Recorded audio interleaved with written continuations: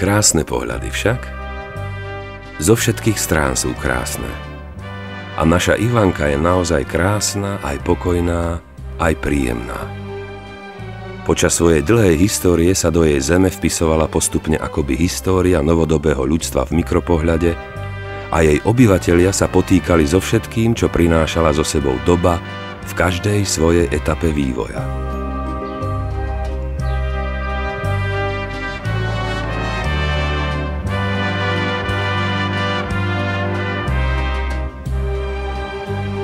V plynutí času sa striedali a navzájom míňali generácie obyvateľov Ivanky, odovzdávajúci staré i nové, a budovali v hrdosti i pokore svoju Ivanku.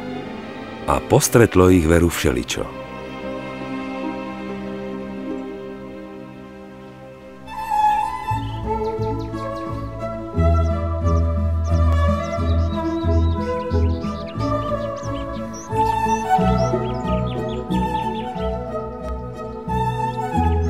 V areáli kaštieľa, ktorý patril kedysi grófskému rodu Huňadiových, sa uchýlil srbský panovník Michal Obrenovič, ktorý tu žil 6 rokov v exile a tajne sa tu stretával s Ľudovítom Štúrom.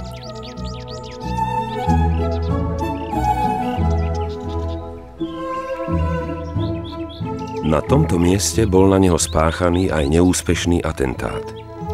Spoločne so Štúrom plánovali a pripravovali oslobodenie slovenského i bratského srbského národa spod nadvlády Uhorska. Sám Obrenovič podporoval aj financovanie slovenskej armády v meru 8 rokoch 19. storočia. V 70. rokoch sa tu nakrúcal seriál z obdobia druhej svetovej vojny Sám vojak v poli. V súčasnosti po rozsiahlej rekonštrukcii patrí kaštieľ i s parkom spoločnosti Ježišovej a v parku sa venujú rôznym aktivitám, najmä pre mládež. Ivančania si ctia i svoju novodobejšiu históriu.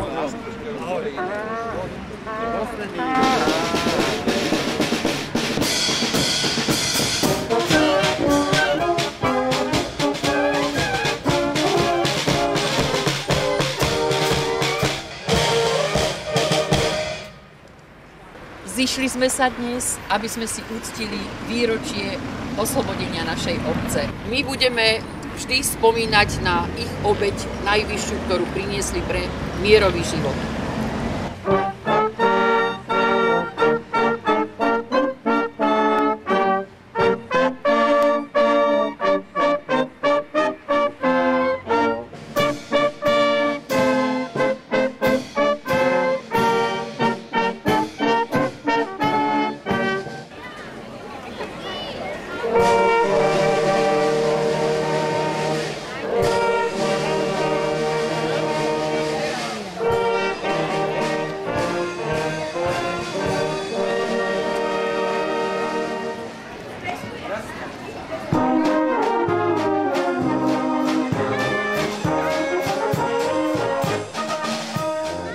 Ivančania vítajú máj, lásky čas veselo, ako vždy hudbou, spevom, tancom a dobrou náladou.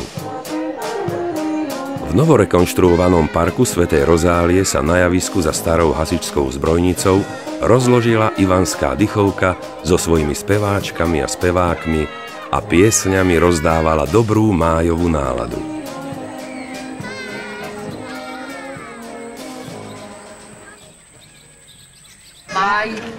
Mesiac lásky. A na druhej strane parku medzi kaplnkou svätej Rozálie a Matičným domom vyrástlo nové kultúrne a informačné stredisko, kde sme sa pozreli aj na svadbu.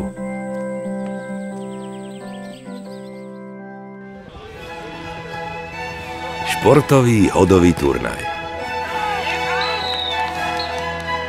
Po hodovom futbale chutí a po góle ešte viac. Tradične na ivanskom ihrisku sa hrá hodový turnaj a ivanské hody si užíva naozaj každý.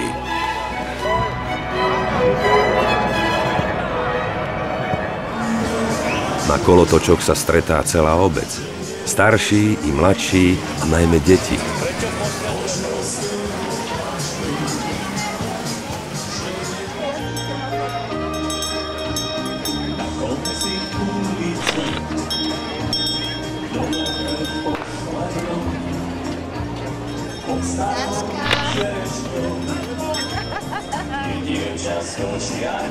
Veď cukrová vata je najväčšie lákadlo, už odkedy ju vymysleli.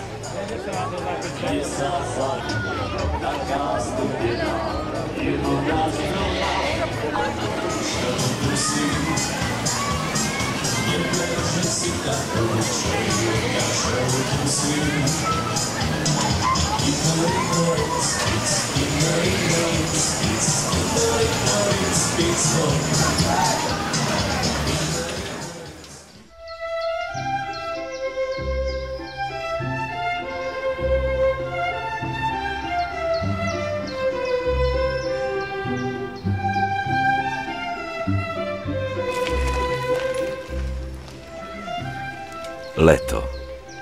Príjemné, horúce, plné vône obilia, lužného lesa, lásky a štrkovky.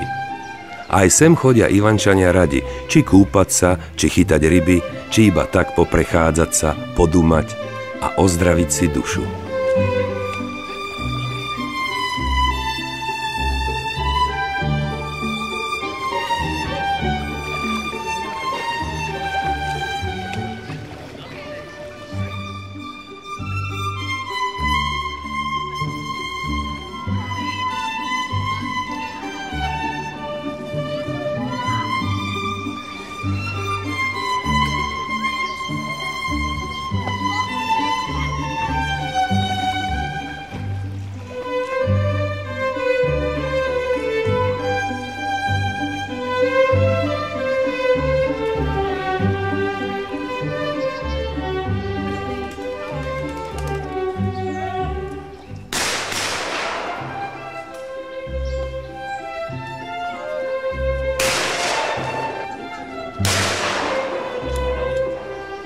Alebo sa prídu pozrieť na každoročné strelecké preteky a popri tom okoštovať vynikajúci kotlíkový guláš alebo pečenú rybu.